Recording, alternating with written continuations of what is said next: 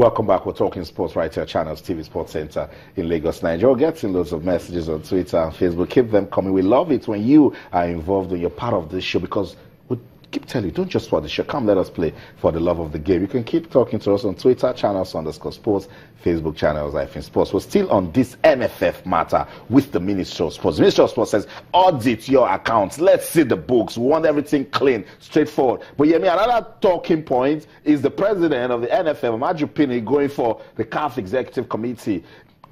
We got the release from the NFF saying the executive committee in Nigeria has nominated him to go. But with this release we're seeing from the Minister of Sports, it's saying that the government is yet to nominate somebody. Is it the government that nominates somebody to go to the CAF executive committee? To be honest, I'm a bit ignorant about the process of who nominates this and all that. The minister is also asking that let us see the process of nomination. Okay. You say that in your board you agreed to nominate. Let's see how you arrived at that. 60 minutes from that meeting.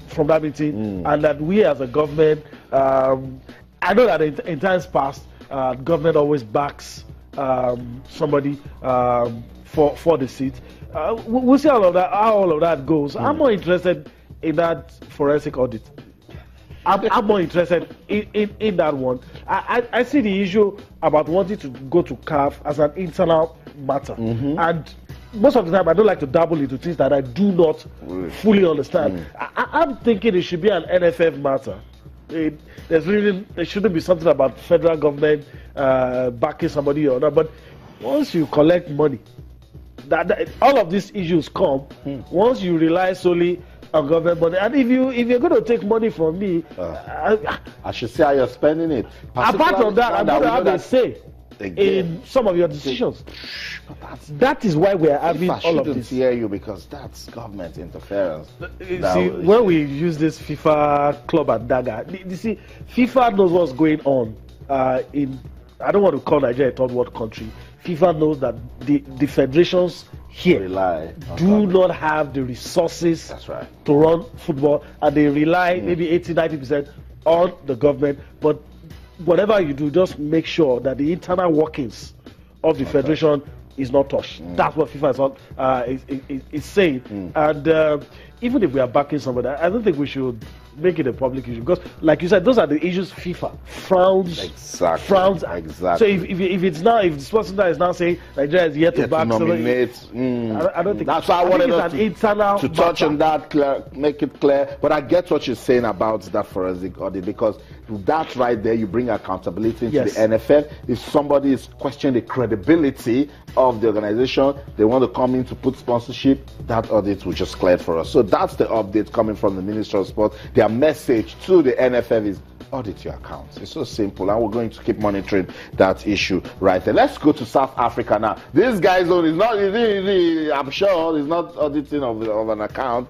But I thought Mashaba was doing so well with Safa. But I mean, they called it gross misconduct, particularly breaching Safa's communications. Well, you know, you have to give a dog a bad name if your intention is to hang the dog. I think that's what happened. Danny Jordan and the guys in Safa wants to put the Bafana on the global stage. They are tired being regional champions. They are tired being paperweights on the continent, while Shakes is more concerned about having the bulk of his players play in the PSL. And that's people will say it's good, and welcome it. But Danny Jordan and the guys, look, don't exclude guys because they're not playing in the PSL. And Danny Jordan and his guys believe, look, if we are going to beat Brazil, if we are going to beat we need those guys. Oh my God. And South Africa, just like Nigeria, they keep building. They show a lot of promise. And on the big stage, they crack. They manage to qualify for the Nations Cup on a few occasions. They get there. They lack experience. And Sheikh Mashaba did help his cause with those rants, professional misconduct. I mean, there's some of the things, granted an interview and some things were said, had an altercation with the SAFA president. I mean, you're not going to do all of that and escape.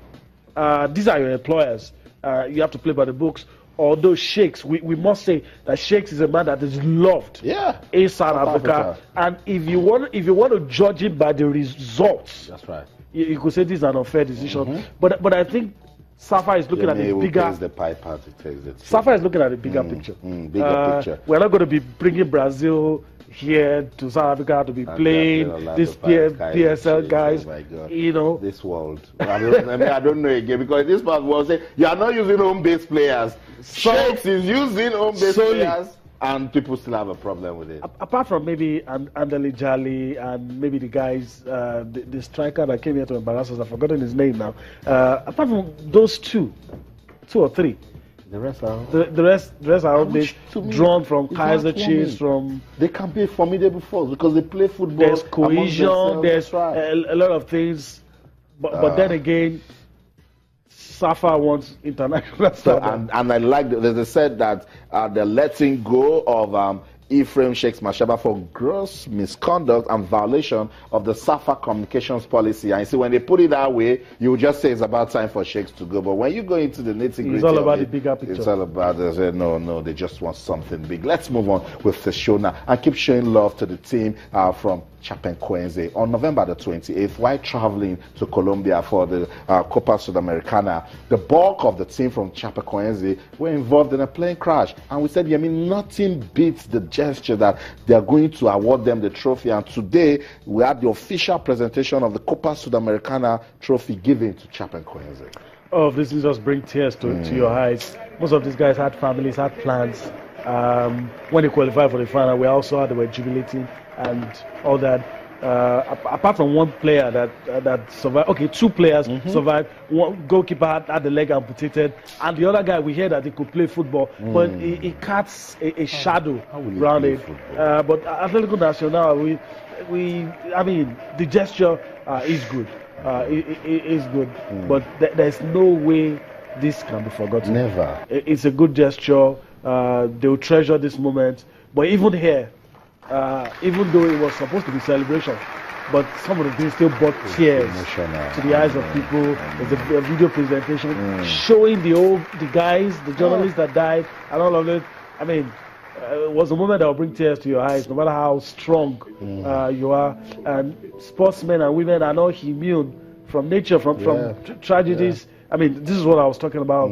Those players. If one of them was your brother, I mean, you can't see these guys anymore. I know, they're just gone. But what a show of love. Yes. What a show of solidarity. Love. And that's what we keep saying. That's the power of love, of sports. But that's the essence. Right. That's the essence. That's why we play fair play for the love of the game. That's why we keep saying it's not a do or die affair. It's not just I must go into this competition and win. Look at the gesture from Nacional.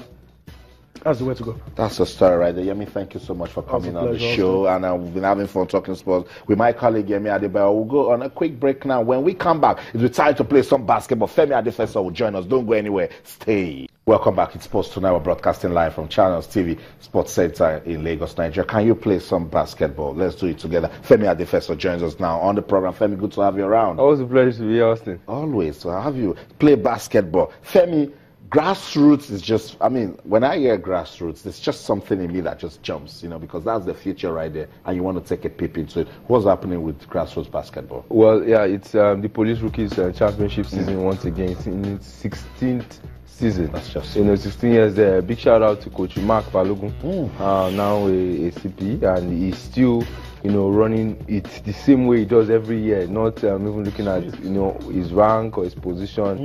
He's been doing this year in, year out. He's produced a lot of players down the years. He produced a lot of players who have gone on to play for the national team as well, gone on to travel, get scholarship abroad. So 16th year is what it is right now, and a couple of teams, about 8 academies in and around Lagos, some from Songwater, Rise, Shine, and these are results of the finals which took place today at the Police College in Ikeja.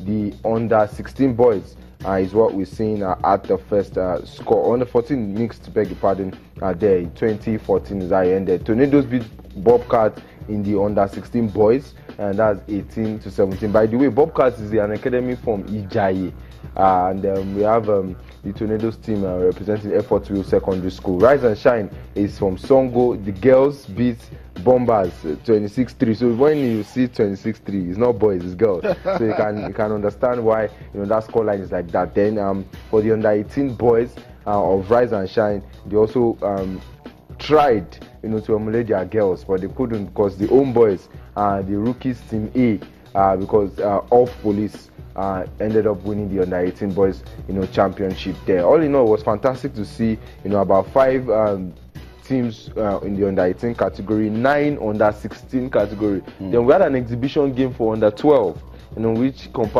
which was made up of 4 teams. So when you look at the age cadre, of the people participating, and of course the reputation of the kind of competition that is there, and all the academies around Lagos coming together. By the way, this is also sanctioned by the Lagos State Basketball Association. So there's a lot of monitoring, and of course the database is being kept, and which is exactly what we're clamoring for. Youth Alive just finished in Ekiti, that's right, during the week, and now we're having the police rookies. We have the Bounce Nigeria, which we've talked about. I remember before in Victoria Garden City. It's also on as well. Let's get busy. That's it with the grassroots basketball development. Let's talk about Seni Lawal. What's the update? Well, update is getting better. Yes, Good we news. know he has undergone surgery.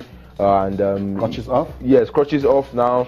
So putting body weight on the leg. He says doctor says about 3 months, but he's still optimistic that he can get back. He's in the final season of his contract with Barcelona. I hope he can make some good out of it, so he could probably get a contract renewal or a team in the Euro League. But I'm just glad and happy for the guy that at least he's back on his feet. He can move around and he's getting set for big things. He's very optimistic, and I'm glad. Really. I'm so glad also. Thank you so much, Femi, for coming around.